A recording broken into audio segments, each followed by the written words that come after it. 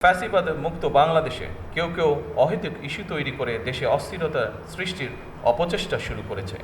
এসব পরিস্থিতি তৈরি করে তারা নিজেদের অজান্তেই পতিত পরাজিত পলাতক স্বৈরাচারের পুনরুত্থানের পথ সুগম করছে কিনা সেটি মনে হয় ভেবে দেখা প্রয়োজন আমাদের। আজকের এই দিনটি বাংলাদেশের গণতন্ত্রের ইতিহাসে অবশ্যই আরেকটি যুগান্তকারী মাইল ফলক।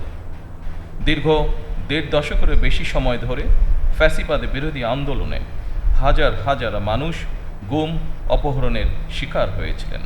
বছরের পর বছর ঘরবাড়ি ছাড়া হয়েছিলেন। শুধুমাত্র জুলাই আগস্ট অভ্যুত্থানেই শহীদ হয়েছিলেন হাজারো ছাত্র জনতা, নারী ও শিশু। আহত হয়েছিলেন কমপক্ষে ৩০,০০০ মানুষ। আমি ফ্যাসিবাদ বিরোধী আন্দোলনে সকল শহীদের প্রতি গভীর শ্রদ্ধা জানাই। হতাহত পরিবারের প্রতি জানাই গভীর সহানুভূতি এবং সমবেদনা।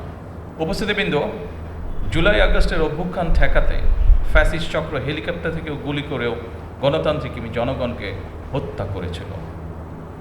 পরাজিত, পতিত, বিতাড়িত ফ্যাসিস্টদের এমন নৃশংসতা, এমন বর্বরতা সভ্য জগতে বিরল।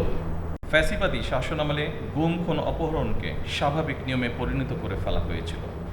দীর্ঘ ১.৫ দশকের বেশি সময় ধরে চলা এই নৃশংসতা শুধুমাত্র স্বাধীনতা পরবর্তী তৎকালীন সরকারের ৩.৫ বছরের দুঃশাসনের সঙ্গেই তুলনা চলে।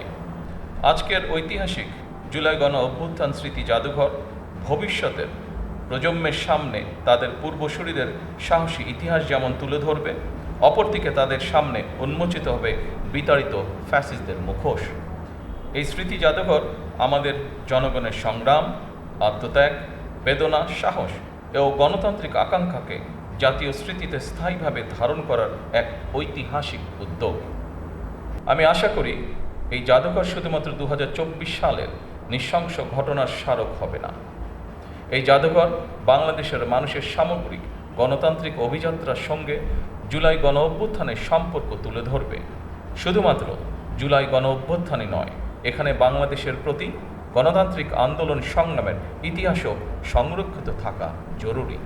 ইতিহাস সাক্ষী, বিতাড়িত ফ্যাসিবাদী চক্র কখনোই দেশে গণতান্ত্রিক শাসনকে মেনে নিতে পারে নাই। এদেরই পূর্বসূরিগণ ১৯৭৫ সালে সংবিধান পরিবর্তন করে দেশে গণতন্ত্রের কবর রচনা করেছিল। পরবর্তীতে বাংলাদেশের স্বাধীনতা ঘোষক শহীদ প্রেসিডেন্ট জিয়াউর রহমান রাষ্ট্র পরিচালনার দায়িত্বে এসে দেশে পুনরায় বহুদলীয় গণতন্ত্র পুনঃপ্রতিষ্ঠিত করেছিলেন। এইসব ইতিহাস জুলাই গণ অভ্যুত্থান স্মৃতি জাদুঘরে সংরক্ষণ করা হলে ভবিষ্যৎ প্রজন্ম অবশ্যই উপকৃত হবে। আমি আশা করি এই জাদুঘরে জুলাই আগস্টের রক্তক্ষয়ী গণ অভ্যুত্থানের শহীদদের পরিচয় ও জীবন কথা, আহতদের সাক্ষ্য, গণ অভ্যুত্থানে অংশগ্রহণকারী বীর ছাত্র জনতার প্রত্যক্ষ অভিজ্ঞতা, আলোকচিত্র, ভিডিও চিত্র, সংবাদ প্রতিবেদন, পোস্টার, দাওয়াল লিখন, গ্রাফিতি, কার্টুন, কবিতা, গান, নাটক, চিত্রকর্ম, ব্যক্তিগত স্মারক এবং ডিজিটাল উপাদান ও সংরক্ষিত থাকবে। যারা এই জাদুঘরে নিজেদের ব্যক্তিগত স্মারক, দলিল, আলোকচিত্র, শিল্পকর্ম জাদুঘরের জন্য প্রদান করেছেন তাদেরকে আমি আন্তরিকভাবে ধন্যবাদ জানাই। সুধীবৃন্দ, আমি বিশ্বাস করি অসম্পূর্ণ, অতিরঞ্জন বা উদ্দেশ্য প্রণোদিত বয়ান ইতিহাসকে শক্তিশালী করে না, বরং তা ইতিহাসের বিশ্বাসযোগ্যতাকে দুর্বল করে এবং ভবিষ্যৎ বিভেদের কারণ হয়ে দাঁড়ায়। সুতরাং প্রতিটি বিষয় যথাসম্ভব সত্যতা নিশ্চিত থাকা প্রয়োজন।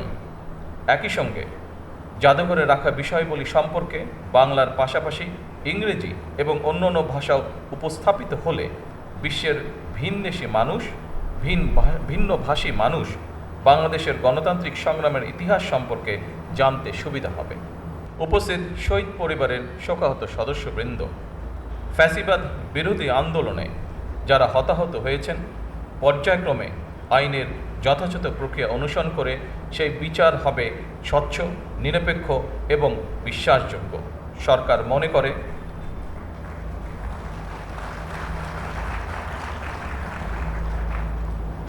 মনে করে আইনের শাসন নিশ্চিত করার জন্যই প্রতিটি অপরাধের বিচার হওয়া অত্যন্ত জরুরি। বিগত ১৭ বছর এবং জুলাই আন্দোলনে যে মানুষগুলো শহীদ হয়েছেন, গুম খুনের শিকার হয়েছেন, সরকার সিদ্ধান্ত গ্রহণ করেছে তাদের নামে তাদের এলাকায় যে কোনো একটি প্রতিষ্ঠানের নামকরণ করা হবে ইনশাআল্লাহ। উপস্থিত সুধীবৃন্দ, দেশের গণতান্ত্রিক জনগণ আশা করে এই জাদুঘর কোনো একটি দল, গোষ্ঠী বা ব্যক্তির একক রাজনৈতিক ভাষ্য প্রতিষ্ঠার স্থান হবে না। 2024 সালের গণ অভ্যুত্থান কোনো একক ব্যক্তি, গোষ্ঠী কিংবা দলের নয়। এই অভ্যুত্থানের মহানায়ক বাংলাদেশের গণতান্ত্রিকামী জনগণ।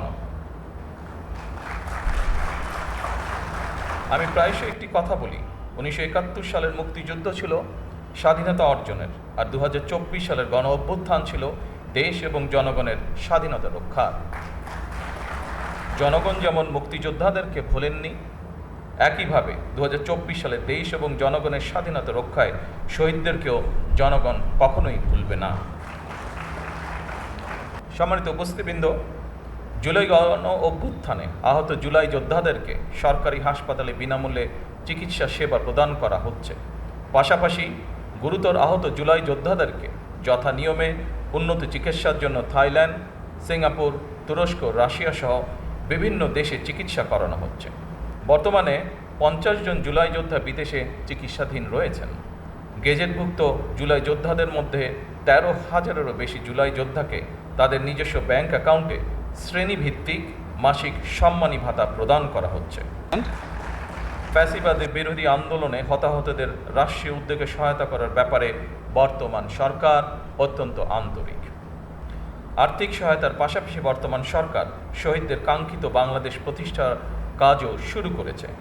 এরই অংশ হিসেবে দেশ পুনর্গঠনের লক্ষ্যে 31 দফা নির্বাচনী ইশতেহারের পাশাপাশি জাতীয় সংসদের সাউথ প্লাজায় স্বাক্ষরিত জুলাই সনদ পর্যায়ক্রমে বাস্তবায়ন কার্যক্রম শুরু হয়েছে। একই সঙ্গে গণভোটের আকাঙ্ক্ষা বাস্তবায়নের লক্ষ্যে জাতীয় সংসদে গঠিত সংবিধান সংশোধন সম্পর্কিত বিশেষ কমিটিও কাজ শুরু করেছে। দেশ পুনর্গঠনের মাধ্যমে একটি স্বনির্ভর, সমৃদ্ধ, নিরাপদ গণতান্ত্রিক বাংলাদেশ প্রতিষ্ঠার মাধ্যমে আমরা শহীদদের কাঙ্ক্ষিত বাংলাদেশ গড়তে চাই ইনশাআল্লাহ।